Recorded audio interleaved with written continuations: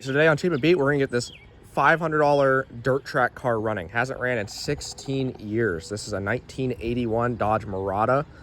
It ran in the pure stock classes at a local track. He won quite a bit of races with it. See, it has the full cage in it. The cage is probably the nicest part of the car. So you got a rear firewall back there. And under the trunk lid, has the fuel cell. It's all custom made. Being a pure stock, they weren't actually allowed to modify the car very much. They were allowed to put a cage and safety equipment inside of it, but you could alter the suspension, but it had to be factory. So as you can see back here, they have bent the leaf springs to lower it. And in the front, they moved the upper control arm in to get the wheel cambered like that for cornering. It also has the big studs. I guess that was a rule that you had to have. Under the hood, there's a 360 with a 2-barrel carburetor. This is the factory engine in it, apparently unmodified. I mean, it still even has cast iron manifolds on it and a cast iron intake. The guys said that if it was a 2-barrel car, that you could run this aftermarket Holley. I have not looked it up yet. But if it was a 4-barrel car, it had to be the factory carburetor for that car. Trans is a 727 3-speed automatic, and the rear end is a 8 1/4, which has unknown gears in it. The guy said that it had really long gears. He said he only ran it in first, maybe second. He said it was getting the whole car is getting pretty tired, especially the engine and drivetrain. If I take the oil cap off, the rocker arms do have some rust. I'm guessing just from condensation. See that. But I'm going to pull those off and make sure clean everything up, make sure it's not too big of an issue. I was able to spin the engine over by hand by reaching down and grabbing the balancer, so I do know it does spin a little bit anyways. But probably going to get this thing cleaned up because it's extra gross. It's been just sitting outside, no cover on it for probably 16 years. Well, I got it all washed up and you can barely tell. I pretty much washed more paint off of it than I did dirt. See back here, it doesn't look horrible. But now it's time to do the inside.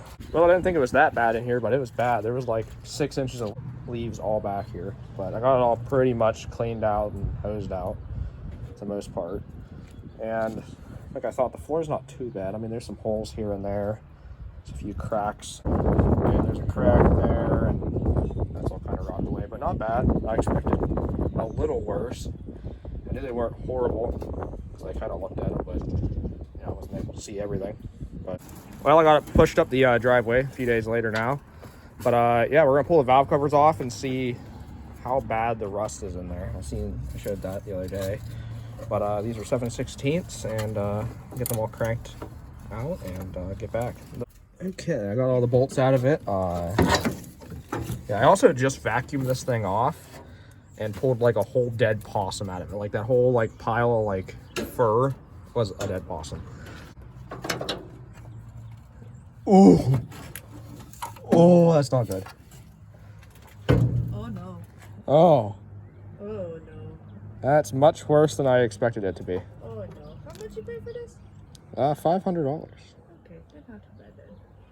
That's like not good. Not good at all. I have to pull this whole shaft thing out and clean it. Guess I'll pull that side off, ratchet on the front of it, and see if I can even get it to spin the whole way over. I did grab it, and I was able to spin a little bit by hand, but grabbing it, if you've ever done that in a car, is quite difficult. So yeah. Oops, I broke that. All right, I'll get these plug wires out of the way and get this side ready to pull and see how bad it is. Ooh, not as bad. Still kind of crusty. Some water even in it still. That's great. Take the rocker arms off and push rods out of it and drain the oil. See if there's any water in that.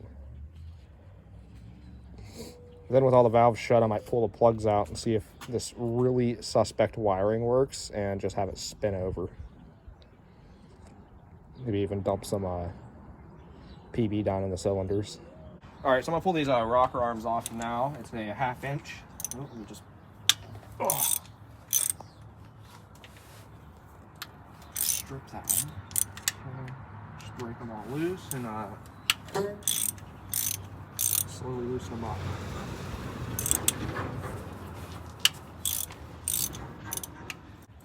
So you take them all at one time, it'll bend the rocker arm shaft. These are non-adjustable.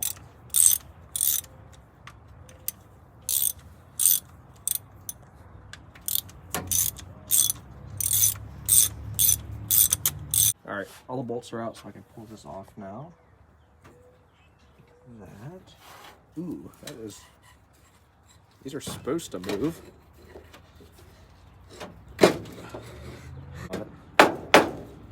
That's great. If you like cared about your motor, you'd like put all these back in where they came, but I don't really expect this thing to run, so it'll be all right. Now I'll pull the other side off and start cleaning them up and see what we got. Well, I got all the rocker arms off. Get down in there. It actually doesn't look too horrible. Might have a contender. This side's about the same. See, like it looks like a little bit down there. Maybe that's the worst one you can see right between the lifters. Not horrible. So I just cracked the drain plug loose and yeah, it's already leaking water out, so that's great. So we'll get this undone. See how much water's in it.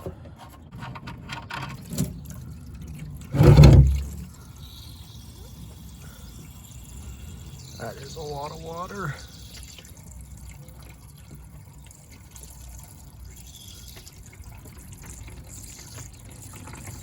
Yeah, I expected some in there, but I didn't expect it to be that much.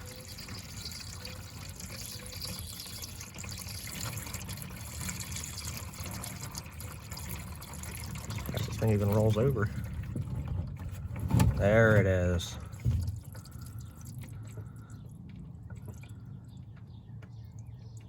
Wow, it's really thick.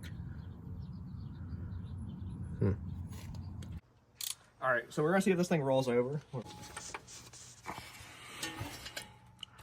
Oh.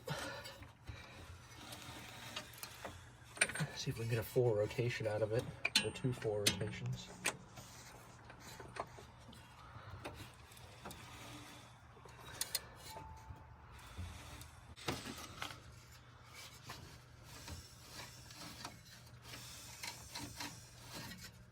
I hit 6,000 RPMs. Well, that's at least a rotation or 2. Valve tool and toolbox I bought years ago. Never used it till now. And look at the action. None of them were even stuck. Amazing. We went down the whole line and yeah, they were all good on this side. Anyways, this is the next day, getting everything cleaned up. This is the driver's side. It wasn't as bad as the passenger side. It kind of cleaned up well with just a wire brush and sandpaper. I put all the pusher rods just in the end of a drill and spun it with sandpaper, so they came up decent, but they're pitted and still not great. Same with the rocker arm shaft. This is the passenger side, which is way worse. You can see the pitting. I kind of sanded it down as well with some sandpaper. Not exactly what you're supposed to do, but $500 race car things. Horrible. I just got this one cleaned up with the wire wheel on the drill. I think I'm gonna do it with the rest of them. Still looks bad, but a lot better than, I mean, that's what it looked like before. So, yeah. The valve covers are also just horrible. Just so much rust. I might actually break this like baffle out of it to get the rust underneath it, because it's pretty bad under there too. But it's got to go through like the multi-step wire brush and sanding disc wheel thing.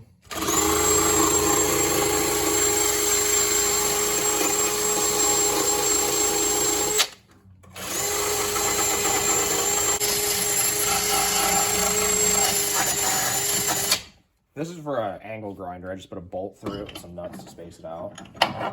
It looks pretty good for the drill because it has the stiff bristles.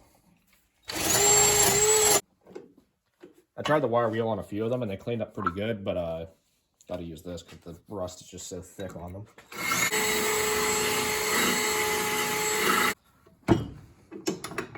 Look at that shine. Pretty much brand new. Oops. Like new. Need to do a little bit of a wire brushing around the push rod and where the push rod sits. Well, that'll be the ending of part 1 for the $500 race car. Make sure to stay tuned and look for part 2 coming soon.